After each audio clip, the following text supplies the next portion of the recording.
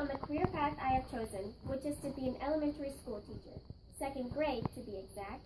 And the reason I want to be a second grade teacher is solely because it was just a clear sign to me. I never knew that second grade was centered around communication. Yes, you heard that right, communication. I remember second grade as story time and writing brief and simple sentences. But when I did research on what second grade really was, it was shocking to me. I thought the whole working together as a class began in middle school, when everyone's desks were connected in groups of 4.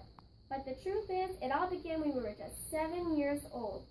Of course, I knew that teaching in elementary grade wouldn't be so hard, and it just might not be. But when you take a look around today's society, no one works well with anyone.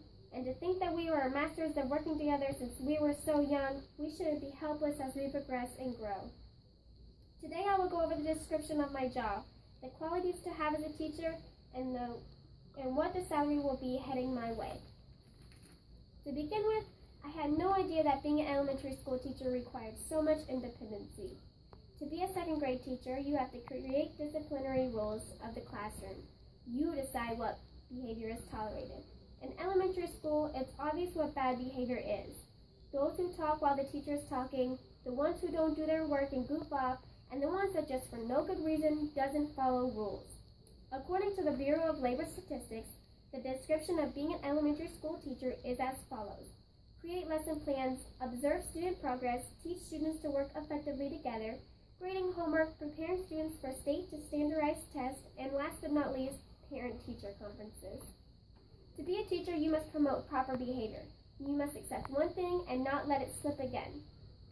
It's important to teach young children rules that are professional. They will learn what is right and wrong in a diverse class setting.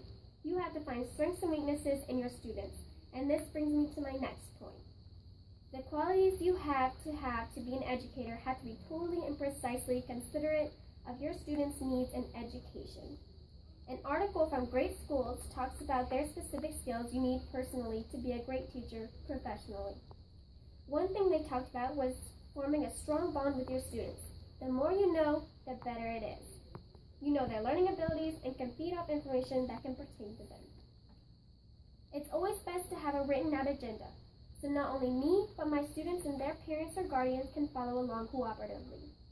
One way I can be a great teacher is by engaging my students in the lesson, whether it be integrated a game, a craft, or a lesson.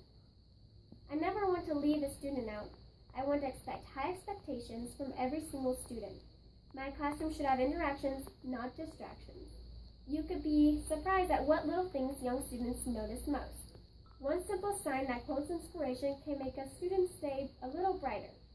The classroom should be filled with encouragement in every aspect, both in school and in life.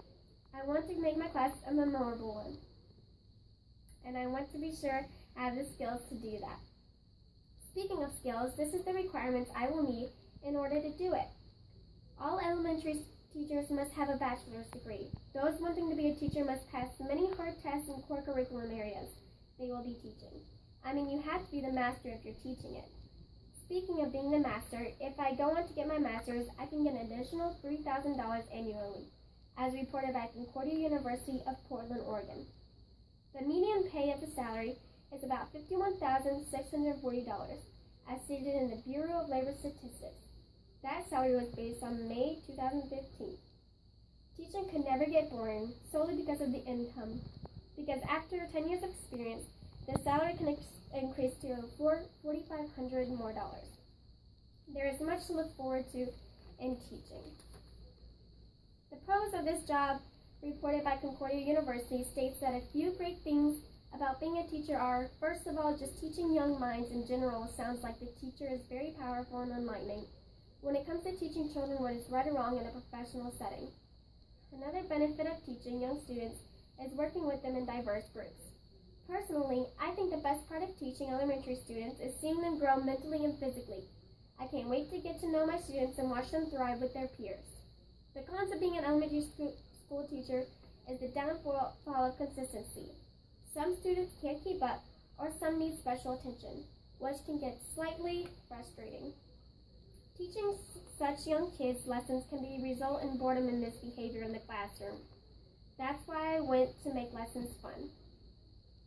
Basically, When it comes to being a second grade teacher, the effort is tough, but the job is rewarding, not only in pay, but also in simple gratitude of students growing successfully. I want to teach the next generation to grow and work together. Now, wouldn't you want that for your children?